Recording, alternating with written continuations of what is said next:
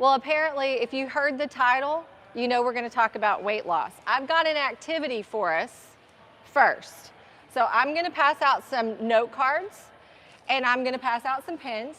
And what I would love for you to do is you're going to maybe have to think about this, but you might not have to think too hard.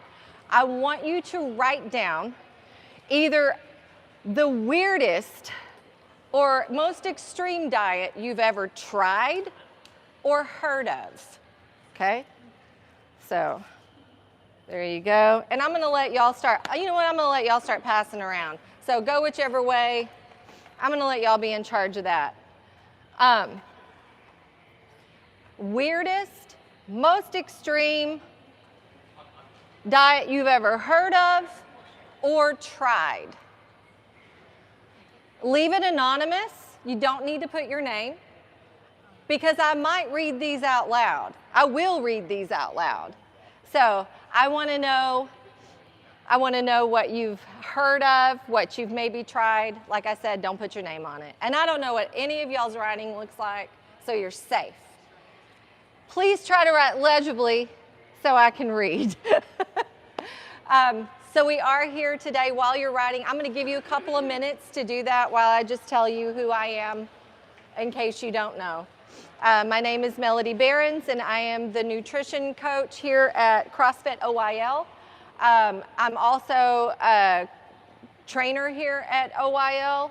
I coach 4 and 5 p.m. generally on Tuesdays, Thursdays, and alternate Fridays, and every Monday and Wednesday at 4 p.m.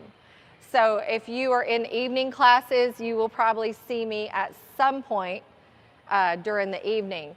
I work out usually around 9 o'clock, so you can hang out with me in the 9 a.m. class, and you probably won't see me earlier than that. But I'm a functional nutritional therapy practitioner. That's a mouthful.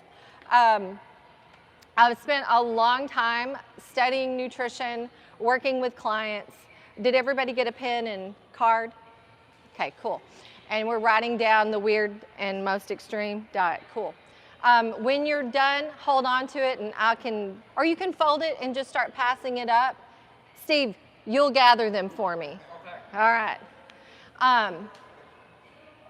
So that's what I do. I've been studying nutrition for a long time. A lot of times we come into looking at nutrition because I like to say our back gets against the wall, physically or health-wise, like physical condition, maybe injury, or maybe a chronic condition or some sort of illness or disease in ourselves or our family is a lot of times why some of us become really interested in nutrition, and that's kind of my story. I was always interested in it, but I also had some things happen in my life that put me against a wall and made me have to start thinking really hard about food and how it affected my life. So that's why I'm here. I can tell you more about that story another time. We'll save that. But I also grew up in the 80s as a teenager when diet culture was really hardcore, low fat. Natasha's shaking her head. She knows what I'm talking about. We're not giving away our age or anything, but we know what that diet culture is like. So now I've got all your cool little things here. So we're going to read those in a second. We're going to go through those later. But what we're going to talk about is why it's so hard to lose weight. But first we have to define what is weight? What is the weight that we're trying to lose? So if I asked you, hey, Heather, what kind of weight do you want to lose? What are you going to tell me? Pounds. What are those? Okay, pounds. What are those pounds? Where are they coming from? Fat? Because we don't want to, yeah, from fat. Because do you want to lose maybe some water if we've got retention? That's okay. That happens. Do we want to lose muscle? Never. We never want to lose our muscle. That's weight, right? So when I say the word weight, we got a few things. We've got water, muscle, bone. I don't want to lose bone. That's dangerous. Muscle loss is dangerous. Bone loss is dangerous. Water weight, depending. Fat weight, that's the weight I want to lose. If somebody comes to me and says, I want to lose weight, typically they mean I want to lose fat, right? So, how many times have we gone on a diet? And I had an uncle, my uncle passed, it was my mom's brother, and we used to make fun of this because when I was a teenager, we'd be at our high school football games, and my uncle would have like a hot dog, a Snickers, a Coke, and he'd be like, I'm going on my diet on Monday. It was always on Monday. We were starting a new diet, you know? And I grew up kind of around people who said that kind of thing a lot. So there was a lot of dieting. And when we talk about diet, so we've defined what weight is that we want to lose. When we talk about diet, let's define that. Is it something we do? Yeah. But a diet is essentially just what we eat to fill our body with fuel. That's our diet. Our diet is anything. We're all on a diet all the time.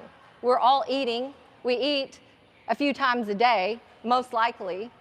And so we're all on a diet, essentially. But when we talk about diet, we're talking about things where we want to do something different to change our weight, hopefully the fat weight. Cool? So now let's talk about some of those strategies that are out there. Let's start. Let me read the first one. Perfect amino diet, 1,000 calories plus amino supplements, mainly lettuce and lean protein. There's one. Fasting, and for dinner, beef and chips, and then tried intermediate fasting. Somebody tried intermediate fasting. Medi weight loss, strict starvation diet. I like that whoever wrote this put starvation diet, okay? So starvation diet. Does that sound fun? Does that sound sustainable? Sustainability is something we're going to talk about. Huh? 500 calorie a day starvation diet doesn't sound very sustainable, right? Tried a 1,400 calorie a day food restrictive diet to lose weight, lost 45 pounds, then 3 months later put all of it back on and added 20 more. That's a huge point right there. It comes back, and it usually comes back plus. Hydroxycut. That's the product in the bottle. Yeah, hydroxycut, keto, intermittent fasting, no carb, high protein. So I'm going to move through these a little more quickly. Vegetarian, been there, done that. Did vegan too. The carnivore diet, okay, yeah, I've been there, done that. Another carnivore. The cabbage diet. Somebody got one off my list. The cabbage diet. So we're going to talk about some strange, bizarre diets. Carnivore diet. Some of these people have been working with me for a while. Oh, somebody else took one off my list. The Hollywood cookie diet. Okay. Have y'all heard of that? Anybody else heard of the Hollywood cookie diet? Sounds fun, doesn't it? Starvation. That's the worst thing ever. Just starve yourself. Eat less, move more. Dumbest diet. No. Eat less, move more. Dumbest diet. Eat a cotton ball diet. Somebody else took one off my list. The pregnancy hormone drug droplet thing that suppresses hunger. HCG. Then you eat like 600 calories a day and can't eat until after 12 p.m. Yeah, and it's like a really low calorie diet. So you take a pregnancy hormone, you get restricted on your food. Doesn't pregnancy make you hungry? Huh? I don't even know. I'm not even really sure. So I'm going to tell you a couple of other ones. Have you heard of the ice diet? You eat ice so that you burn more calories. What about this one? The Sleeping Beauty diet. You sleep for extended periods of time to keep yourself from eating. I mean, today that sounds pretty good. I'm kind of tired. It's the end of the week. What about this one? Somebody stole my cotton ball diet. All right. Let's see, what's my next one? The breathing diet. So, when you're hungry, you just take deep breaths. They're called breatharians. Breatharians, they are. They're called breatharians. Instead of eating, you just take deep breaths. Does any of that sound sustainable? Absolutely not. Like, there's a few things that we put in here that might be sustainable for long periods of time. I will tell you the one is the carnivore diet or the keto diet. I've done those. They are sustainable, but that's not really what we're going to talk about. I will say those are more specialized diets that we get to later on where we tweak things. So we've talked about weight. We want to lose fat. We've talked about the bizarre ways to lose weight. Most of those do not help us lose fat, and we're going to figure out why. The third thing that we're going to mention is what is fat and how does it leave our body? So first of all, fat. When do we develop fat in our body? Does anybody know? Good. Okay, fun. I get to tell you. So we first start developing fat in the prenatal stage at 14 to 16 weeks gestation. We start developing fat cells as an unborn infant, right?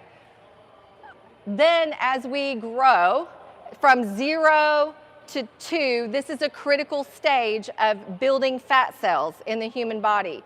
From 0 to 2 years old, we're born with a layer of what's called brown fat. Brown fat is an active fat in your body that helps keep an infant like Cal thermoregulated. It keeps him insulated. If he's left without a blanket, his brown fat can activate and keep him warm. It's an active fat. We have that when we're infants, when we're children. That's why kids can go outside in the snow with no coat and they're fine. We walk outside and we're freezing. Why is that? We lose a lot of our brown fat as we get older because we don't do things to keep it active most of the time.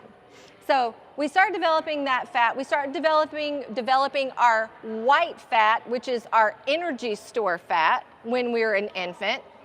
And then on through our stage of puberty, we develop more and more of that white fat.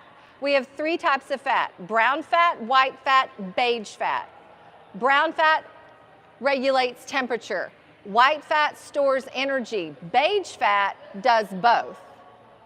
So we want more of the brown fat. Most all of us still have some. It's typically around this area in the back. Somewhere in our chest cavity, we have some brown fat as an adult. To activate it more, we can talk about that later. Cold exposure is your friend. So cold tubs, cold showers, things like that will help activate that brown fat. Brown fat burns energy. Good stuff. White fat stores it. So as we get older, when we're a teen, we're really starting to develop and put on that white fat, build those white fat cells.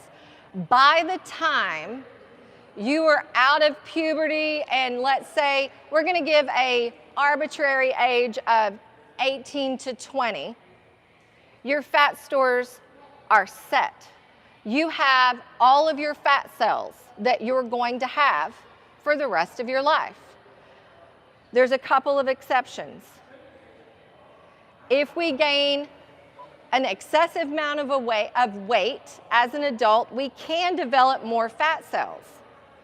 But here's the scary part of this. It's not scary, it's just a fact. Once you have fat cells, they're permanent. They stay forever. How does fat come in and out of the cell? We're going to talk about that. But how we lose fat, the fat cells either expand or they shrink, but they're permanent. There's one exception. You can get liposuction and take fat out of a section of your body, but guess what? If you get liposuction, they don't maybe tell you this, but if you gain fat later, it's gonna go into some really strange places in excess. So sometimes you'll see people with lipo, maybe they got it in their midsection, now their lower half gains all of the weight. So if they do gain weight back. So that's the exception, but once we have all of our fat cells, they're permanent. So how do we change it? Once they expand, right? We want to shrink them. So we have to do a couple of things. We got to eat in a way that tells our body to shrink that fat cell. We talked about our bizarre diets. Did any of y'all, have you ever tried any of these diets? Feel like you lost only all fat? Usually the extreme diets, I'm gonna set carnivore and keto aside, they're muscle sparing. We'll talk about that another time. But things like a cabbage diet. Oh, I'll tell you mine, I didn't even tell you mine. When I was 12 years old, that's probably the first time I did a diet with my mom. I didn't need it, but I did it. And she was doing the 3-day diet, or what was called the chemical diet. You remember this one, Natasha? With the hot dog wieners and the cup of ice cream? You don't remember this one? It's actually the military diet. They would use it to cut weight on people within 3 days. It was all water weight. But you started the day, you had a piece of toast, 1 egg, a cup of coffee. That's not very much. You had for lunch, you had a hot dog, 1 hot dog weenie, a half a cup of green beans, and then I think coffee or tea. It's not very much food. And it was a really low calorie diet, but what you looked to at the end of the day was you got this half cup of ice cream, and it was vanilla, and you would just smash it down in the cup, trying to like get as much into that half cup measuring as you could. So it was a 3-day diet. All you lost was water weight. As soon as you stopped, it all came right back, and it was miserable. And I remember my mom doing that, and I remember women's magazines promoting this as like this chemical diet that causes your body to lose fat. That was all a lie. They had no scientific proof of that. They had nothing to back it up, but it was advertised to people all over the world as this great way to lose weight in 3 days. We've all heard that, right? None of it works because none of it is sending the right signal to your fat cells to actually shrink. So we have to figure out how to eat in a way that tells these permanent fat cells that we have to shrink down. All right, are y'all ready for the fun part? Where does the fat go? Do you know? Joe can't answer this because he knows. No answering, Joe. So Joe can't answer. Steve can't answer either. Urine is one. Does anybody know? There's 3 ways fat leaves the body. Sweat, yeah, perspiration. So we got urination, perspiration. There's one more. Nope, but that's a good answer, but it's not. That's how weight leaves the body sometimes, though. Right? Respiration. It's interesting, yeah. Urination, respiration, perspiration. But can you just sit here and make yourself lose weight? It'd be cool. Now, some people will argue that yes, because that does exert your body, that you can do it, but it could also make you pass out. It could. So, so we've got this fat cell, which is a specialized cell that holds energy. And then we want it to release. When it releases, it's going to come out as breath, sweat, or pee. How do we get that to happen? Because we breathe sweat and pee all day long. And I know when it's double under day, we're all running to the bathroom to go pee around here. We all, when there's jump rope, every lady, we're like, we gotta go to the bathroom. We'll be right back. So every time there's a break, I know everybody here at least goes pee once while they're here. I know you're breathing and I know you're sweating. Guess what you're doing?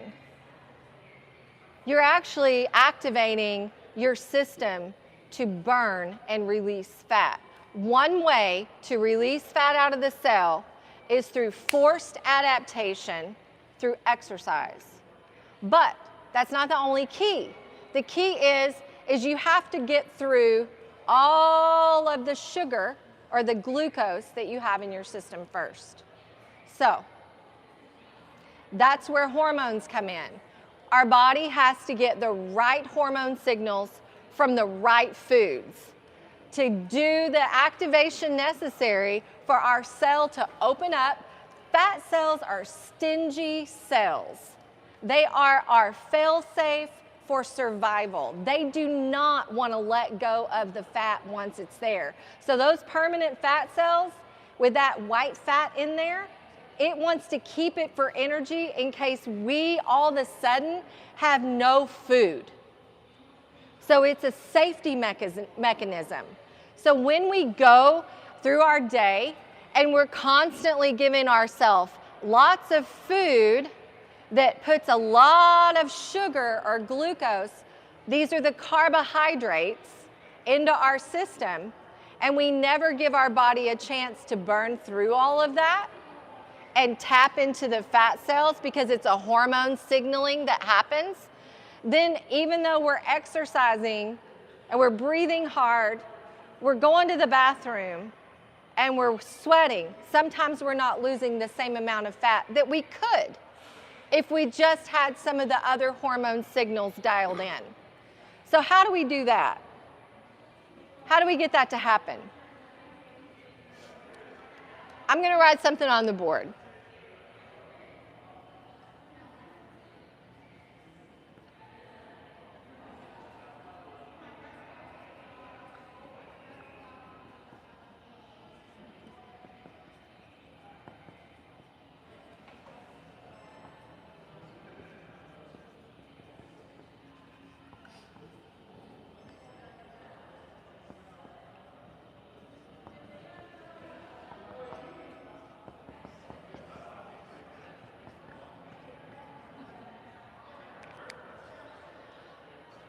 So we're going to start here. What do we eat? So you do CrossFit, right? You all are here. Y'all do CrossFit. So you've got the sweat and the breathing. Everybody pees. We got that dialed in. What's the other part of CrossFit that you might not know? In CrossFit, we say that fitness or health is on this continuum. So we can be sick over here. Over here, we're fit, right? So we want to go from, we don't want to be over here. We really want to get way over here and be fit for the rest of our life. How do we do that in CrossFit? We start with the base of the pyramid for everything in CrossFit. In case you didn't know, it's not deadlifts, it's not pull-ups, it's not any of that.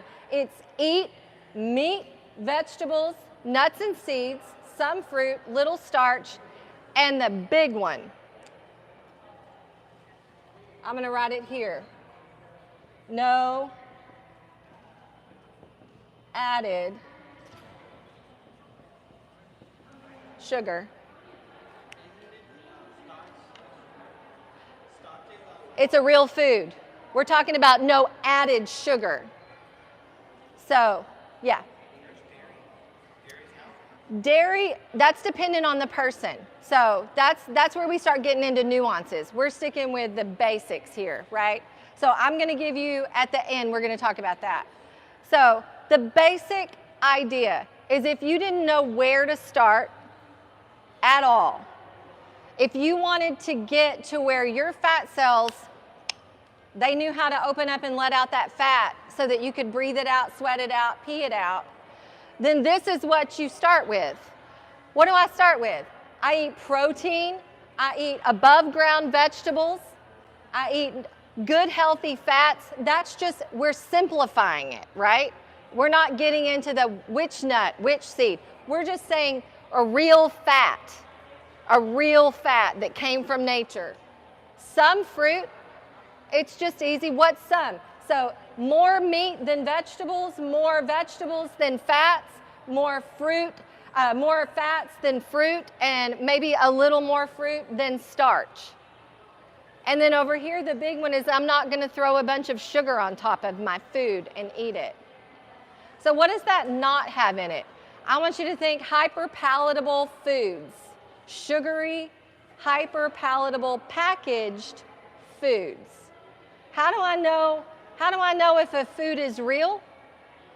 How do I know if it's going to open up my fat cell and let the fat come out? How do I know if it fits in this category, these categories? We have a very simple way here at OYL to help you figure that out. In our next nutrition challenge, we are going to operate under 4 primary questions that you're going to ask your food. You're going to have a conversation with your food to figure it out. So that food, you're going to look at it and you're going to say,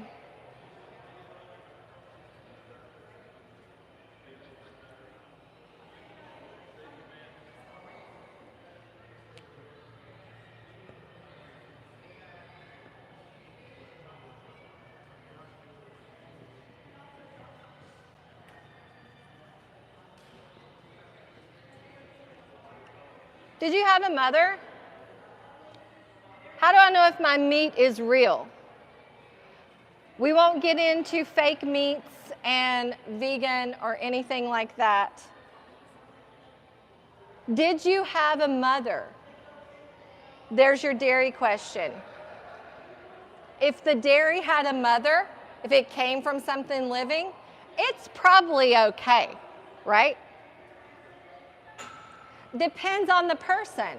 We get into food sensitivities, things like that. That's later.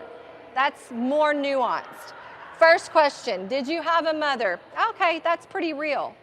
Second,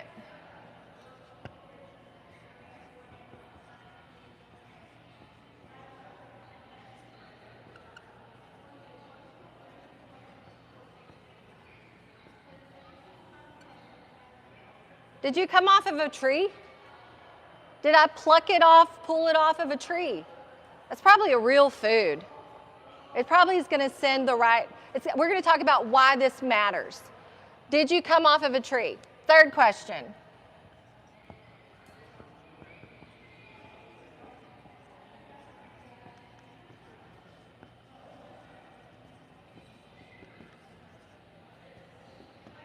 Did you come from a vine?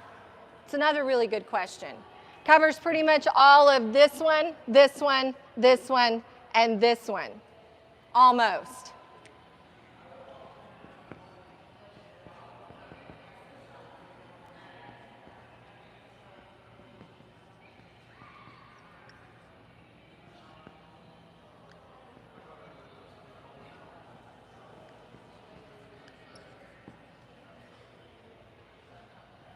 Did you get pulled out of the ground? There's your starches. Did you get pulled out of the ground? That's most of your starches. Carrot, potato, things like that. They came out of the ground. They're real foods. Like I said, we don't worry about food sensitivities right now. We get into that later. Our first goal is that we are just eating real food that didn't come from a package. Why? Why does this matter? Why does the package matter? When we get into packaged foods, what's in those foods? Preservatives, chemicals, things that are man-made, man-made ingredients. Does that include like all breads as well? Bread? That's a good question. Can I answer that in just a little bit? Okay.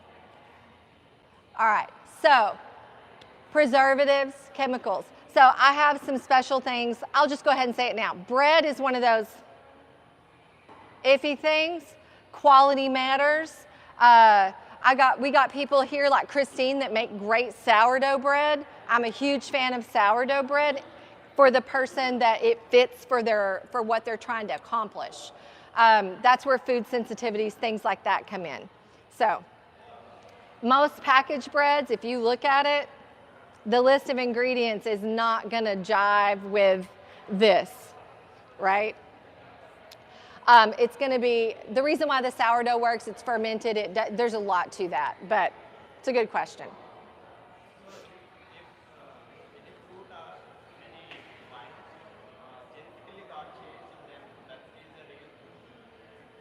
What? Seeds got genetically changed, like to get like more sweetness or something like that. I'm sorry, I can't hear you. So let's suppose watermelon is there. Watermelon? So seed got genetically modified to get more sweetness. GMO. Okay, right. So that's getting real nuanced. GMO, we try to avoid that. You know, you try to avoid those kinds of things, genetically modified organisms. So that's a whole other subject. We're going to stick to the real food. Yeah, quality matters. So we talk about that later. The very first thing is, why do we pick these real foods? I want you to imagine your body. Who in here does computer programming? Anybody do computer programming, write programs for computers? Ever done it before? Do you remember learning DOS in school at all? Yeah, and you had to do the long command to get the one picture? Okay, so your body, I want you to think of it as a computer. You're trying to write code. What is the instructions for a computer? It's code. If you put in the right code, things work well, right? If you put in the wrong code, things don't work. So your body is like that. What is the code? What's the code for your body to work well? It's really simple. It's food. Food is instruction.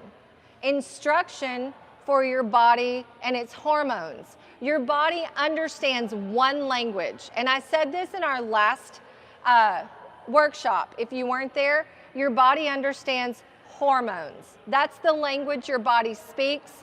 Food is instructions for hormones. Hormones are the operating system of your body. The operating system, when it gets the right code, it sheds the weight that is necessary for it to get into the right level for your body so that you can have what we call homeostasis and your body can be at a good balance. So it comes down to a simple thing of like, if I am having an issue losing weight, maybe my body's getting the wrong signal.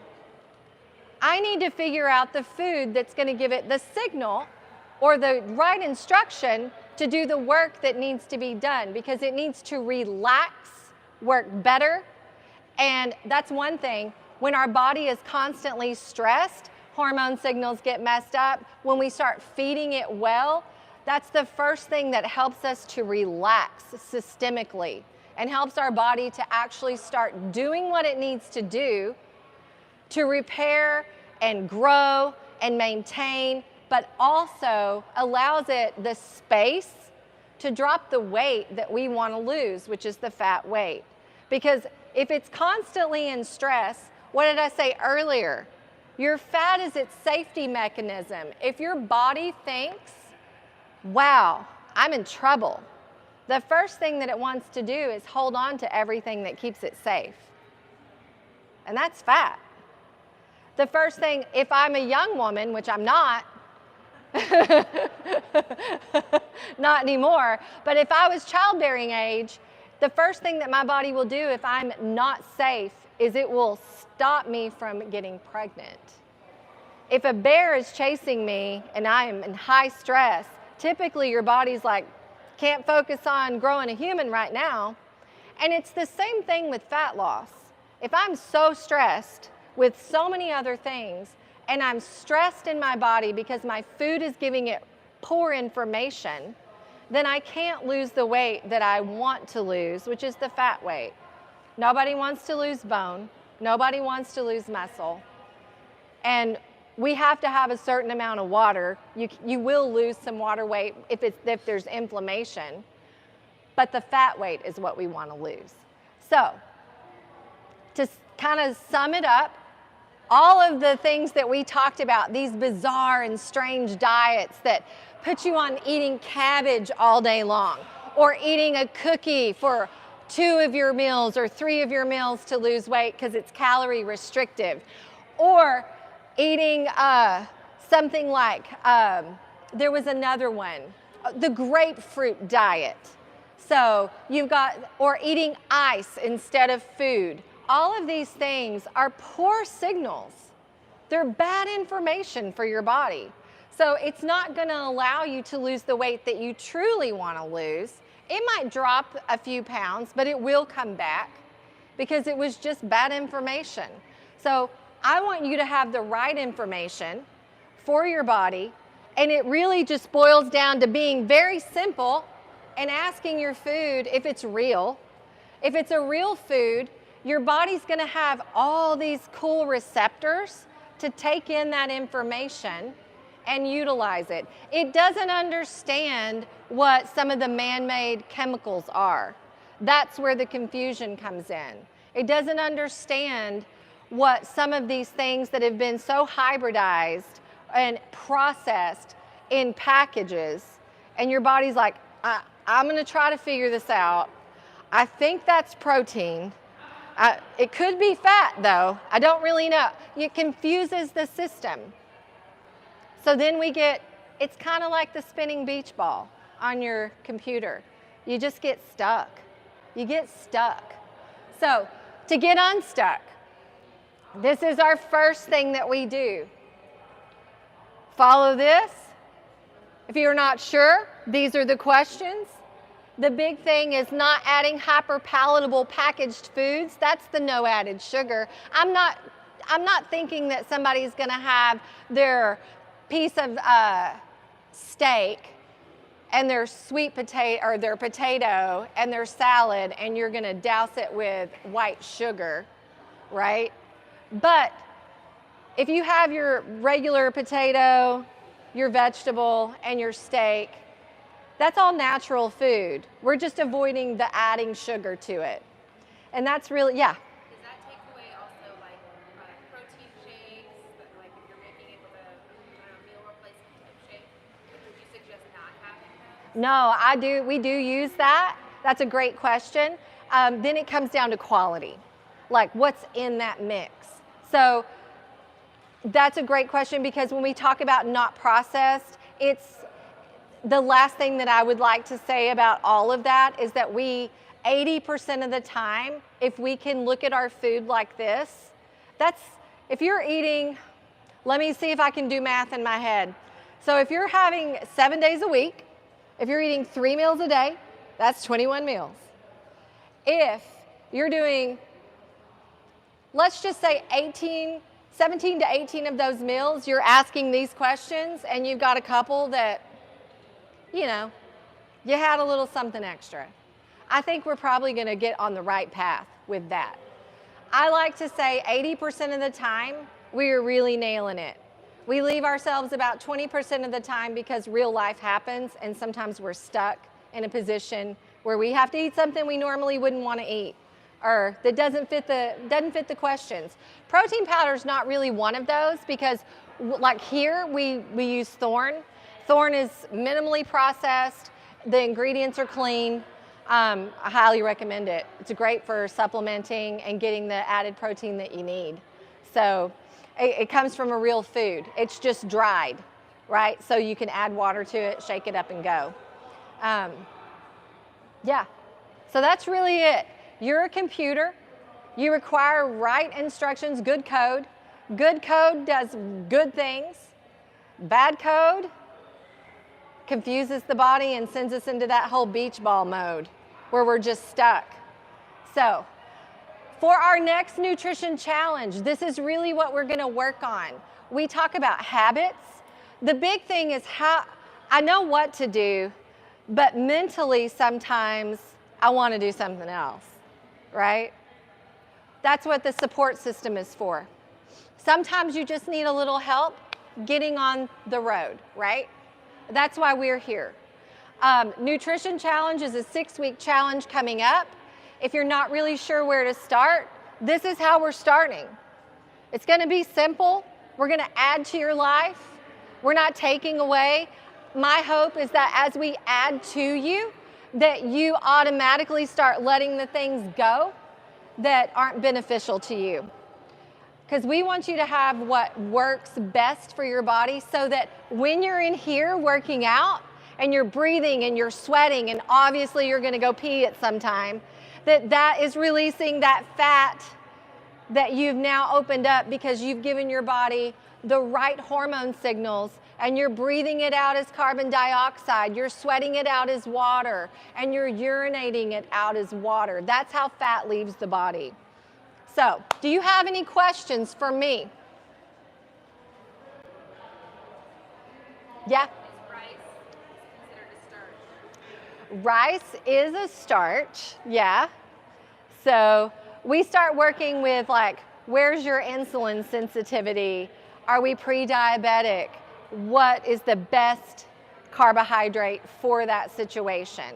So yeah, but at first, if you're just looking at it, yeah, it's a starch, for sure.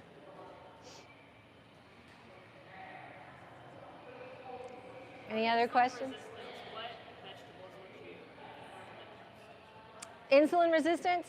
So when someone is insulin resistant, you understand what that means, right? Okay. So with that, you're trying to keep your blood sugar stable.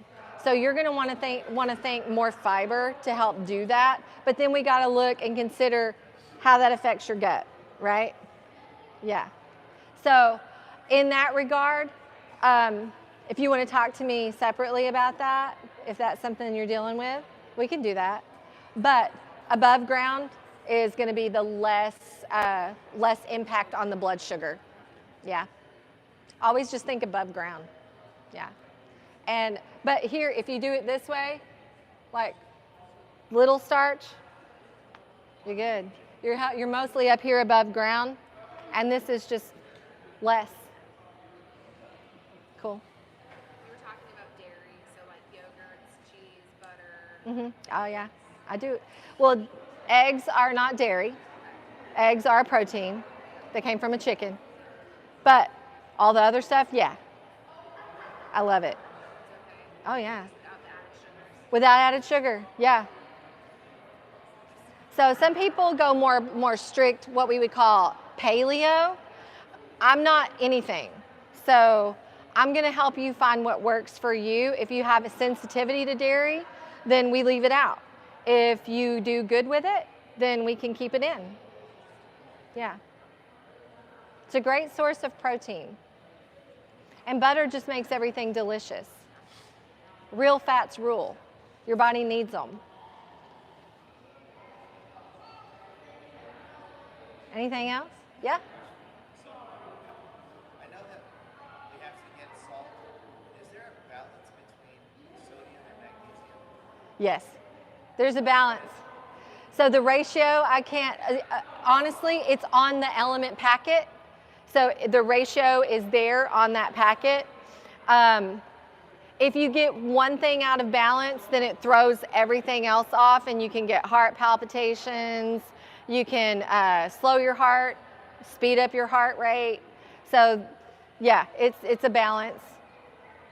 Usually in real salt, like if you buy a Redmond salt, a Celtic sea salt, it's naturally in balance. With magnesium and sodium? So all the minerals are in balance. So in nature. So I do take extra magnesium. Do you drink coffee?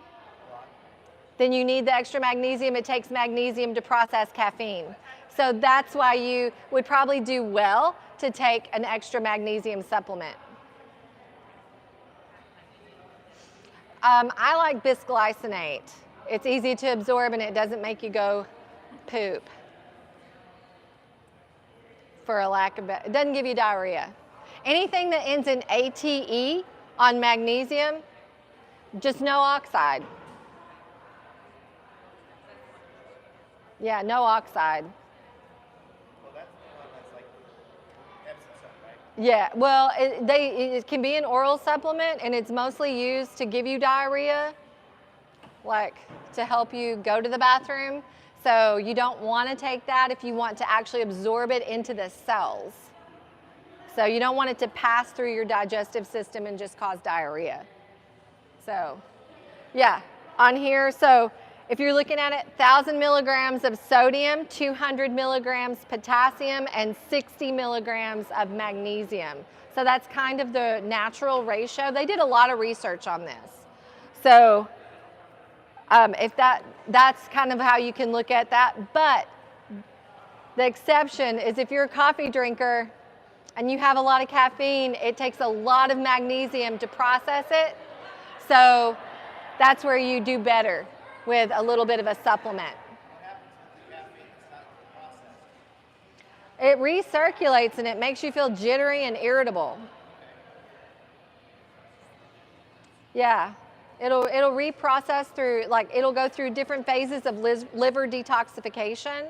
And if it circulates more than it should, that's where people get the jitters, feel irritable. They get, instead of like a little boost of energy, they get super tired. Oh, okay. Oh, I get that. So sometimes if you know you're drinking a cup of coffee, taking a single magnesium with it is not a bad idea. Or just, yeah, so you could do that.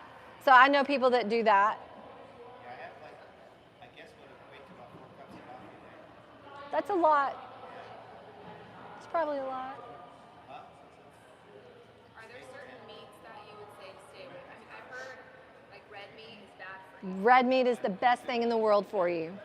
Yeah. You said carnivore. I have some people I know personally that do this diet and they've dropped a crazy amount of weight, but then I've heard other people say, oh, it's so bad for you. Can it's I, so unhealthy. let me tell you, I'll tell you a personal story. How long carnivore were we? Were you before we did the 1 year? 1 year strict carnivore, all red meat and eggs. Did a coronary artery calcium scan of the heart, 0 buildup of anything. Checked with our doctor, did everything, perfectly healthy. So that was very restrictive. Not everybody can go there, but it was fantastic. So red meat is the most nutrient dense and nutrient bioavailable nutrients, easy to absorb, use, assimilate in your body. Including brown meat. Yeah, any of it. Red meat rules. Red meat is probably one of the best things you could eat. I'm a huge fan of red meat. Sugar. Sugar and fat together, that's the problem. And when I say fat, I'm talking industrialized seed oils, soybean, canola, the unnatural fats. Stay away from all of that. Soy is terrible. About like the almond milks or So almond milk is almond water, right? So, dairy. huh? If you're gonna have milk, I just say stick with dairy, stick with the real food. The reason why, there's a whole reason why. I mean, if you want to know my reason why, it's a marketing thing. There's no nutrients to it. It's full of the actual plant chemical toxins. So like oxalates and things like that get stuck in our tissue. So it's more full of that than anything good for you. So it was just, they used broken almonds and said, what are we going to do with all these? And somebody had the great idea of, let's make almond milk. Let's soak them and sell it as milk. So you stay with like a whole high fat milk. I do. I go for raw dairy if possible. There's a dairy in Decatur, between Decatur and Bridgeport, that sells raw milk. Sandy Creek Farms, yeah. Yeah. How long does raw milk last? Oh, about 2 weeks at least. Yeah, it lasts. Like we tried to see how long. I think it was almost 3 weeks. You did a whole month? Y'all beat us then. Yeah, we didn't ever let it sit that long. We didn't let it sit that long. We drank it too fast. Yeah. They let it go a month. Crazy, isn't it? Does some people see the no sugar up there and they start thinking some of those sugar alternatives like sucrose, Splenda, that kind Yeah. of stuff? I don't know who I put up. Yeah, that's something obviously we talk about, right? Yeah. So Joe has been with me for a long time. He's like, what about the artificial sweeteners? Let's tell them about that. So artificial sweeteners, if we say no sugar, sometimes people are like, well, I could do this sugar-free thing. And those we do have a lot of caution with those. There's some that are very damaging to the gut. Some that actually have been proven to be damaging to DNA. That's the super scary part, right? Sucralose, damaging to DNA. Big study and research came out on that. Monk fruit's a natural sweetener from a plant, so it's typically okay. There's more and more research coming out because these things are really new. Stevia has long time been accepted for something that you can use, doesn't affect your insulin levels, because some sweeteners, even though they have no calorie content, no carb content, they will spike your insulin anyway, which is what we're trying to avoid. So personally, I stick with stevia if I use anything, and that's typically what is in the thorn products, monk fruit. Those are typically safe to use. Most everything else, I try to just stay away from it, you know. So if you have someone that likes ice cream or like milk chocolate or has that sweet tooth, what would be a good alternative versus just going? Lily's chocolate. If you like chocolate, Lily's chocolate is stevia sweetened. If you like ice cream, you could make your own. You know, get yourself some raw milk. Telling someone like now you're going to eat no sugar, and then you're like, oh, well, that's kind of So dates and things like that. So, okay, that gets into more of sports performance, right? So if I start having someone that's like, okay, I need sports performance nutrition, then we start talking things like very strategically and methodically adding something like dates, honey, and maybe maple syrup in medicinal doses. And I think of in those terms of those items, not as frivolous use, but medicinal. So if we think of it and consider it as a medicinal use product, then it's in its place where it needs to be. And yeah, you could say it's sugar. It is natural, but we're not using it as a staple, and we're using it strategically, and we're using it for sports performance because it's going to get burned up quickly because that person maybe has enough muscle to store that glucose if it's not used. Because what happens with anything like that, as it gets into our system, if we don't use it, glucose has one place to go if it doesn't get used in exercise. Well, no, let me rephrase. It has a few places to go. We use it, we store it in our muscle, we store it in our liver. When those are full, we store it as fat.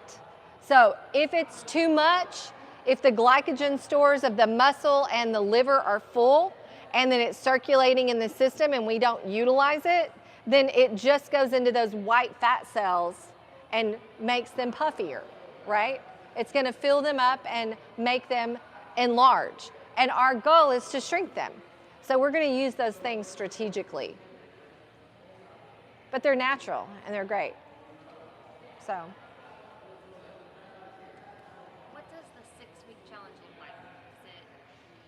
What is it? What? What does it look like? What does it look like? It looks real fun, Heather. It looks real fun. So, do you mean what does it look like in daily? So, Or is there this type of setting, or is it one-on-one? it's group.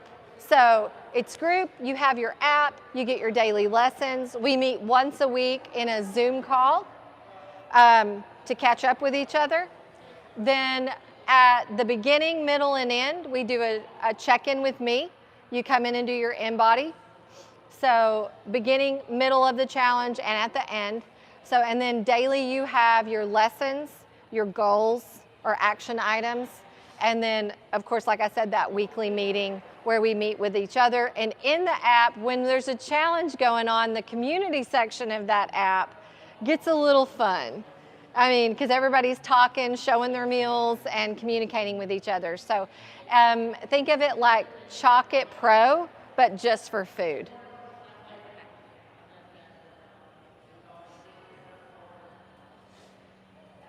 And there's going to be a lot. Can we tell? You do it. Yeah. So I'm going to let Mike. Huh? Okay. So Mike's going to put the link for the challenge up on the board.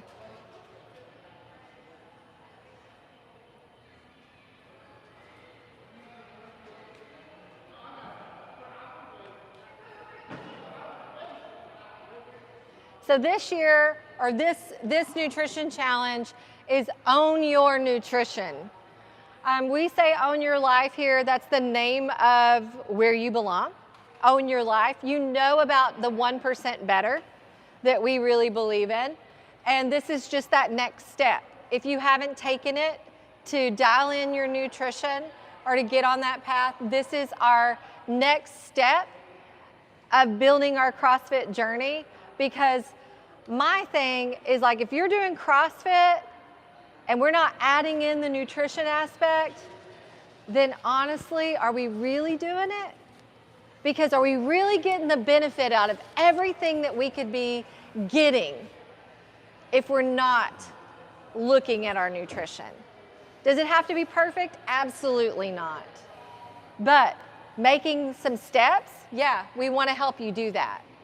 So this is the link, and I'm going to let Mike close this out. All right, guys. Yeah. So we try to do a specific like nutrition challenge about twice a year. Usually we try to do one around the new year time, kind of give it a week or two in the new year, and then we do a specific nutrition challenge, usually about kind of to get back to school fall time. And so the first officially the points start on the Monday of actually Monday, Labor Day. So we got a couple weeks leading up to it. So it's a 6-week challenge. I like the word kickstart is another word I like as well, but it's a 6-week challenge to challenge yourself to stick to some of these things. And so I know we've done versions of this in the past.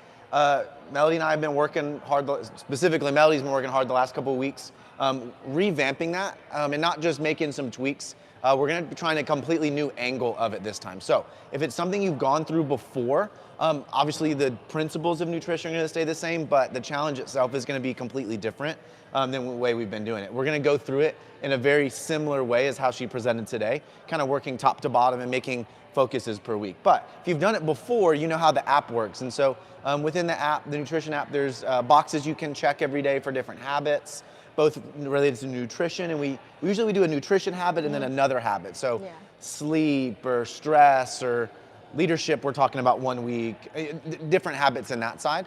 But you'll check that off in the app. There's a community board. You can post your recipes or cool, colorful plates that you have made and inspire others, and share recipes is a very common thing, or just encouragement for others. Also, there's a messaging feature. So if you need to talk a little bit more privately with Melody about something specific to you or a little back and forth, she'll do at least a weekly check-in, but you can chat with her throughout the week on questions related to yours. And then, like she said, we'll do an in-body scan before, middle, and after. That way we can have like a 2.5, 3 week checkpoint in the middle, make sure stuff's going in the right direction, and then she can tweak accordingly to the plan. But tons of resources in there. There is some recipe guides in there. She can help you put together like a grocery list or like different things like that related to it. But again, it's all in the app. There's lessons every day. And again, if you've done it in the past, this one's going to be different than we've had it done before, or just really from a different angle, which is really how she talked about today. And so, one, we wanted to educate you guys today, but also give you a legitimate test and understanding of what that challenge would be like if you're interested. I literally spent all day putting this together to make sure that was good. So if there's a typo, just Don't tell me, not in the mood right now. If you guys want to, I set it up for basically just today only. I put $30 off for today of jumping into that challenge if you guys just wanted to get like motivated and pump it out right now. Just so we can kind of get a couple people in early so we can kind of know. And then what she really wanted me to say was the prizes. So a couple cool prizes this year that we're looking at is, not looking at, we are gonna do. Top 3, we're gonna go top 3 challenge points winners. So again, it's kind of a tally of points throughout the 6 weeks. We're gonna have I say top 3 winners and top 3 losers. So top 3 winners is gonna be who gets the most points, who does the most habits. And then top 3 SA losers, that would be that body fat percentage change.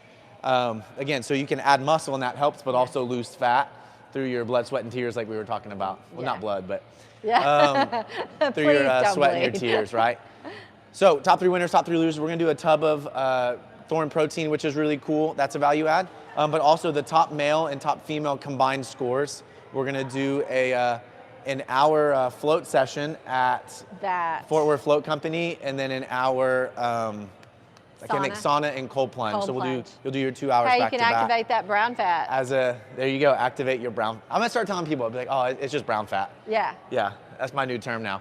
But anyways, that's a really fun thing for the challenge. We're gonna do that. So winners get float session, sauna, cold plunge at Fort Worth Float Company, and then tubs of protein and stuff like that, since we're excited there. Yeah.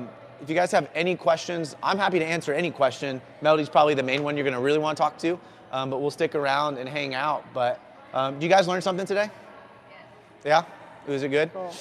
Did you guys find a new diet you wanna try? Hollywood cookie diet, anybody? I saw it. Everybody say no. That was mine. I saw that online probably like 6, 7 years ago, and it was literally you ordered, think like a Shakeology is the concept, but they put it into cookie form. And so you could get cookies, and you'd be like, oh, this is my breakfast cookie and my lunch cookie. So never tried it, so, you know, but anyways, I hope you guys learned something. Thanks for coming. If you got questions, I'll answer them, but Melody's probably your person to talk to. But other than that, thanks for coming today, guys. Hope you have a wonderful rest of your day. Eat meat and vegetables, nuts and seeds, some fruit, a little starch, and no sugar. All right, guys.